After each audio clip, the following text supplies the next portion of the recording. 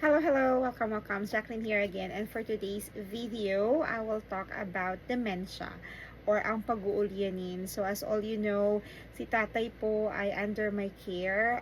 He is ulyanin na or may dementia na po siya. Iba po ang dementia at sa Alzheimer's, but it is the same with it is regarding mental condition, you know. So I am just a bit curious or syempre nagagawa tayo ng mga research on how to delay dementia or kung kailan ba nagkakaroon ng dementia because it can happen to us. Pwede pong mangyari sa atin. It is not only by aging but I think maski na bata nagkakaroon ng dementia, no? So we need to do this things, but you can also do some research. But I think what happened kay tatay, it's genetic, kasi si lola ko po, ang nanay po ni tatay ay nagkaroon din po ng dementia or nagkaroon po siya ng pag-uulyanin na wala pa nga si lola noon, but I'm not really into it kasi si lola noon hindi po siya under our care. And ngayon ko na na-realize na I'm very thankful sa family ni lola, lalo na po sa kapatid niya, sa mga kapatid po niyang nag-alaga sa kanya at sa mga pamangkin po niya. Hindi pa ako aware noon kasi I was too young. So ngayon na lang ako nagkaroon ng pag-aalaga kay tatay kasi syempre ako na lang po yung anak niya. So very thankful po ako. Thank you po sa mga family ko sa San Carlos. Ayun. So it says here low carbohydrates, kasi too much carbohydrates may effect po din po yun sa brain, hindi lang po sa sugar, no? B vitamins, so mag-take tayo ng vitamin B and then fish oils. These are three things that we can do. Marami naman pero these are the three things that I have noted at this moment. Again, low carbohydrates, vitamins, B vitamins, and then fish oils.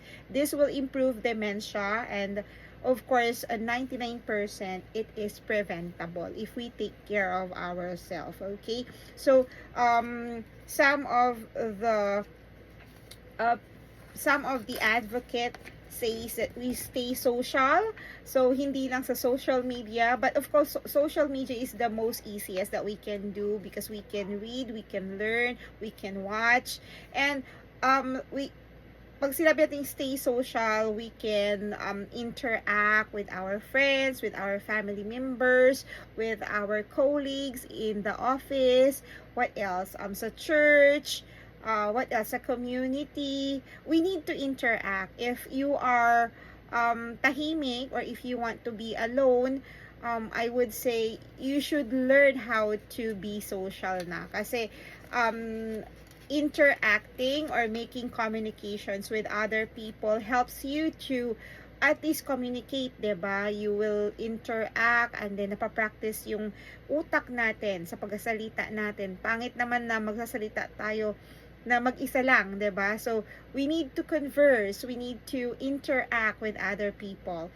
And second would be learning new skills. Maski na anong edad, no, we should learn new skills. Lalo na yung pag hindi natin alam, we should always train ourselves sa mga new things. Huwag tayong mag-stop matuto sa mga bagay-bagay. We should always do something new. Marami yan. Pwede tayo mag-school, pwede mag-training. Ang daming trainings online na available. Sa online, may mga free trainings din. So, you can just check or di kaya mag-watch kayo ng video, mag-learn, diba? May mga videos dyan on how to learn blah, blah, blah, blah, blah. So, this is just a few things that I have taken note as of today. So, yeah, as you can see, dementia awareness is one of my platform. I usually do it once in a while pag may time, nakakapagsulat po tayo. At si tatay, kaya po lumala po yung kanyang dementia or pag-uulyanin because when mama died, so I think 3 years ago, siya lang mag-isa sa bahay. So, wala naman ako sa bahay. I just visit him once a month kasi may family ako dito sa Caloocan. So, hindi ko na naisip talaga na Nung namatay naman si mama, sinabi ko naman sa kanya if he wants to stay with me, pero ayaw naman niya. So, parang na-force ko lang siya na pumunta dito, na-force namin siya ni Auntie Meret, at sinabi namin papacheck up namin siya. And yeah, napacheck up ko na, ma'am. On that day, we started, napacheck up lahat physically, pati yung ano niya, pero yung dementia kasi hindi na siya talaga magagamot, but we can lessen, we can delay the progress.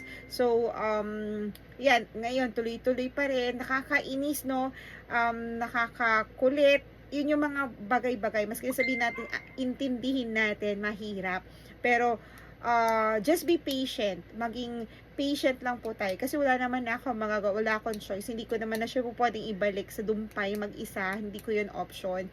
But yeah, prayers also sa mga nag-aalaga. Thank you sa mga nagko-comment na dapat mag-take din ako ng break, mamasyal. So, kasi nakakapagod po talaga. Mahirap po mag-alaga ng may dementia or nag-uulyanin, lalo na po sa matatanda. Marami pong ginagawa si tatay na hindi okay. Maraming ginagawa si tatay na puro pasaway talaga. Babantay, para siyang bata, bumalik sa pagkabata. Babantayan mo na talaga. Kasi mas okay pa nga yung bata kasi natitrain, natututo. Pero si tatay hindi na. Mahirap na talaga. Puro pasaway na yung mga ginagawa niya. I cannot name it sa sobrang dami. But, yun nga, thankful ako na I have my husband as well na nagtitingin, mga anak ko, tumitingin din kay tatay. But, syempre, yung responsibility, 99% ay nasa akin. So, yun lang. So, I hope this video helps you out. Again, we have 3 things. This is just the 3 things that I have noted, but there's a lot, right? Low carbohydrates, take vitamin B, and then take fish oils, and it can improve. Okay? It can improve. And then, the things that we can do, 2 things that I have noted that this is very easy thing to do. Stay social, okay, and then we should learn new skills or new things. Okay, so again, this is Jacqueline, and thank you for watching my video. Please follow me, subscribe on my YouTube, follow my TikTok and my Facebook account. Thank you very much for watching my video, and God bless everyone.